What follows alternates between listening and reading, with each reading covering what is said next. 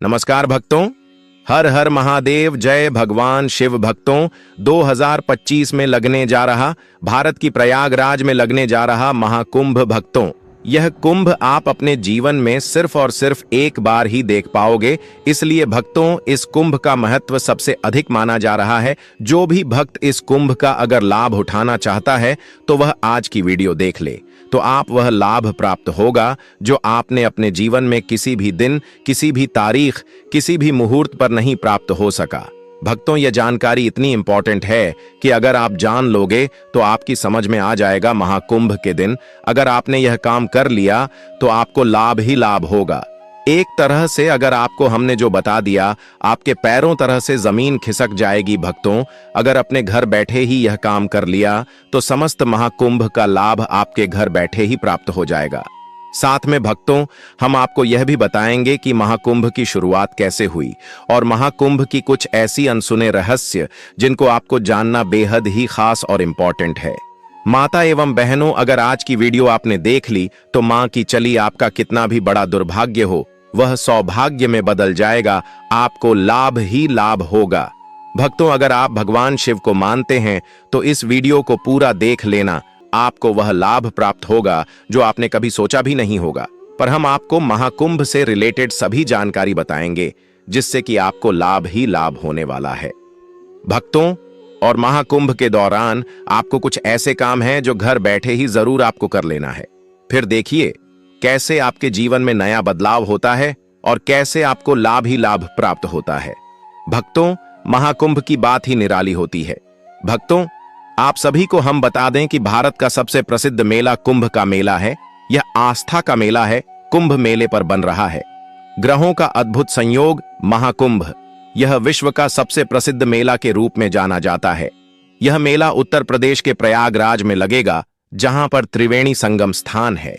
महाकुंभ हर 12 वर्ष के बाद यह आता है। कैसे लगता है महाकुंभ का मेला? इस महाकुंभ का आयोजन तिथि के अनुसार नहीं मनाया जाता है। यह मेला खगोलीय ग्रहों के चाल के अनुसार इसका दिन और तिथि का रखा जाता है। देवगुरु बृहस्पति और सूर्य की स्थिति पर निर्भर करता है। ज्योतिष शास्त्र के अनुसार जब बृहस्पति वृष राशि में रहते हैं और शनि कुंभ राशि में, सूर्य मकर राशि होते हैं, तब महाकुंभ लगता है। इस मेले में स्नान दान का विशेष महत्व है।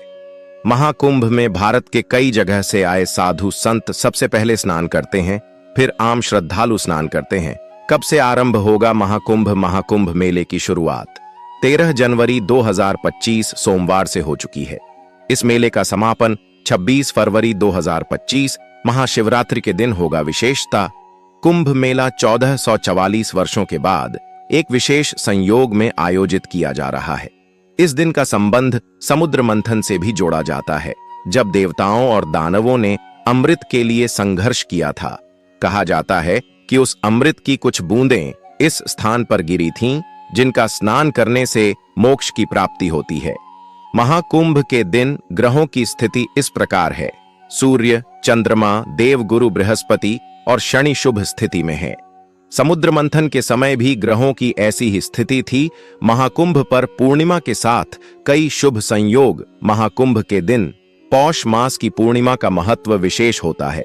इस तिथि पर स्नान और दान करना, साथ ही ब्राह्मणों को भोजन कराना अत्यंत शुभ माना जाता है। इस दिन प्रातःकाल रवि योग का संयोग है। साथ ही भद्रा का प्रभाव भी रहेगा, जो सामान्य जीवन में सकारात्मक परिणाम लाएगा। महाकुंभ के दिन से इन राशि के लोगों को खुलेगा भाग्य। ग्रहों के शुभ संयोग के कारण मेष, वृष, सिंह और मकर राशि के जातकों को लाभ प्राप्त होगा। ज्योतिष शास्त्र के अनुसार इन राशियों का समय में परिवर्तन होगा और उनकी आर्थिक स्थिति में सुधार आएगा। रुके हुए कार्य पूरे होंगे। नए प्रोजेक्ट में जो बाधाएं आई थीं, वे समाप्त होंगी और आर्थिक स्थिति अनुकूल रहेगी। नौकरी में उन्नति और करियर में लाभ की संभावनाएं भी बढ़ेंगी। महाकुंभ करोड़ों श्रद्धालुओं की आस्था का प्रतीक है। महाकुंभ सिर्फ एक मेला नहीं है, बल्कि यह आस्था, परंपरा और हिंदू संस्कृति का संगम है। श्रद्धालुओं के लिए यह एक पवित्र एहसास है, जिसका इंतजार सभी श्रद्धालुओं को बेसब्री से रहता है। इस साल 13 जनवरी से लगने जा रहा महाकुंभ का मेला कई मायनों में बेहद खास होने वाला है। इस बार 144 साल बाद पूर्ण महाकुंभ लग रहा है। सरल शब्दों में समझें तो 12 साल लगातार 12 वर्षों के तक लगने के बाद पूर्ण महाकुंभ लगता है, जो 144 साल बाद आता है।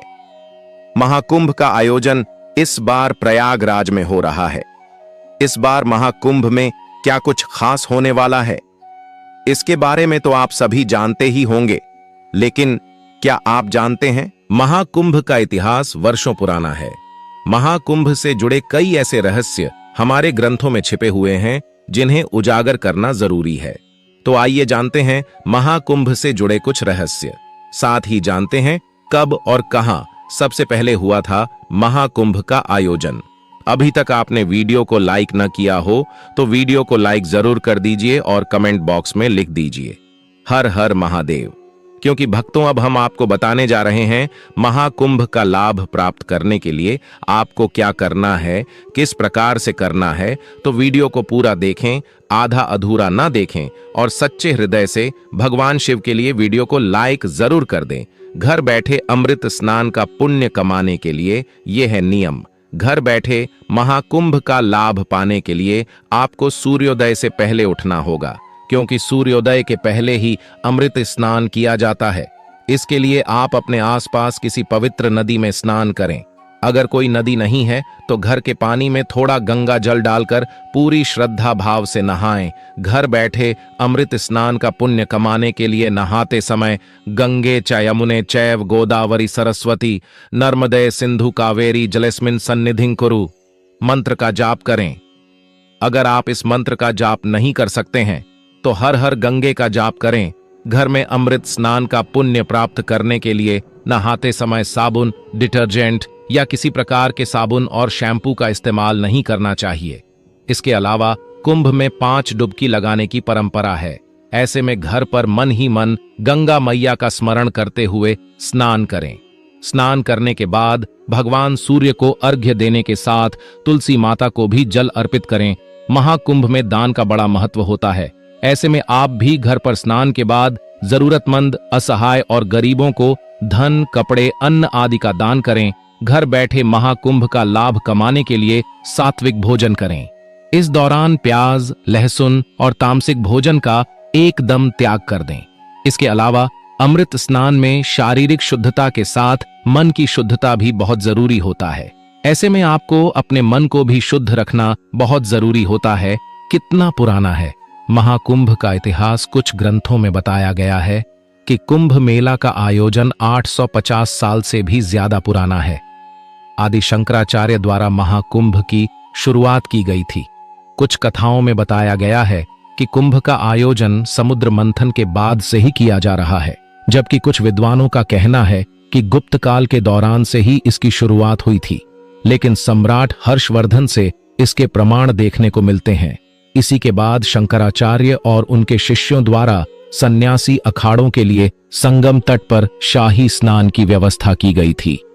कुंभ मेले के आयोजन को लेकर मान्यता, हालांकि कुछ ऐतिहासिक साक्ष्य यह भी मिलते हैं जिनसे सिद्ध होता है कि कुंभ का आयोजन राजा हर्षवर्धन के राज्यकाल में आरंभ हुआ था। प्रसिद्ध चीनी यात्री ह्वेनसांग जब अपनी भारत यात्रा के बाद उन्होंने कुंभ मेले के आयोजन का उल्लेख किया था। इसी के साथ उन्होंने राजा हर्षवर्धन का भी जिक्र किया है। दयालु स्वभाव के बारे में भी उन्होंने जिक्र किया था। ह्वेनसांग ने कहा था कि राजा हर्षवर्धन लगभग हर 5 साल में नदियों के संगम पर एक बड़ा आयोजन करते थे, जिसमें वह अपना पूरा कोष गरीबों और धार्मिक लोगों को दान में दे दिया करते थे। महाकुंभ और समुद्र मंथन के रहस्य। समुद्र मंथन के बारे में शिव पुराण, मत्स्य पुराण, पद्म पुराण, भविष्य पुराण समेत लगभग सभी पुराणों में जिक्र किया गया है। मान्यताओं के अनुसार समुद्र मंथन के दौरान जब अमृत कलश बाहर आया था, तब देवताओं और राक्षसों के बीच तनातनी और संघर्ष को कम करने के लिए भगवान विष्णु ने मोहिनी अवतार लिया था। इसके बाद जब देवताओं और राक्षसों के बीच संघर्ष काफी ज्यादा बढ़ गया, तो उन्होंने इंद्रदेव के पुत्र जयंत को यह अमृत कलश सौंप दिया गया। जयंत कौवे का रूप धारण कर राक्षसों से अमृत कलश को छीनकर उड़ चले थे। जब वह घट को लेकर भाग रहे थे तो अमृत कलश से कुछ बूंदें प्रयागराज, उज्जैन, हरिद्वार और नासिक में गिर गई थीं। जहां जहां अमृत कलश की बूंदें गिरी वहां वहां कुंभ मेला का आयोजन किया जाता है।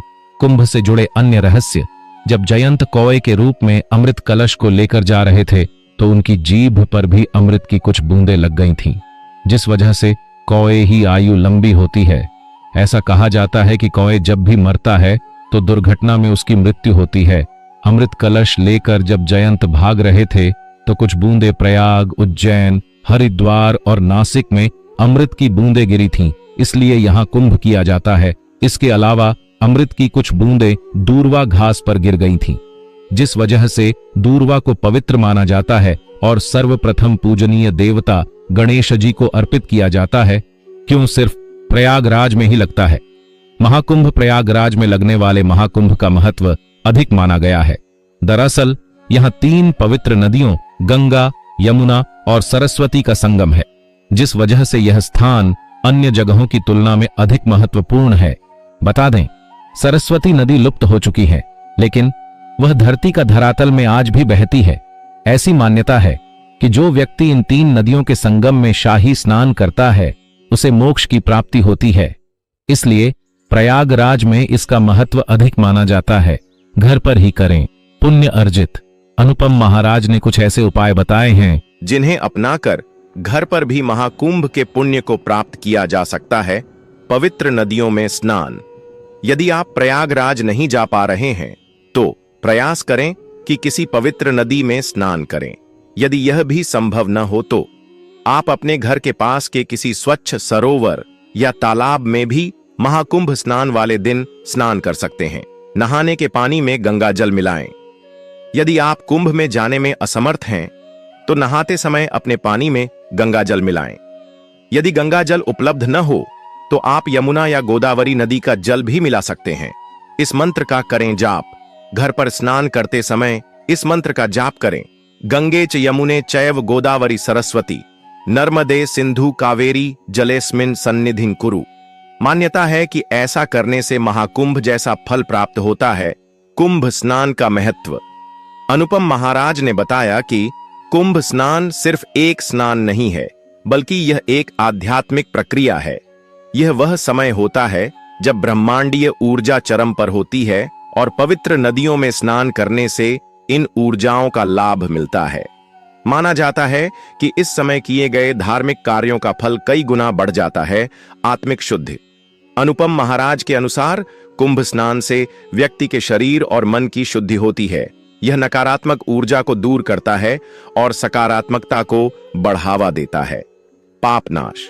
कुंभ स्नान को पापों के प्रायश्चित का एक तरीका माना जाता है।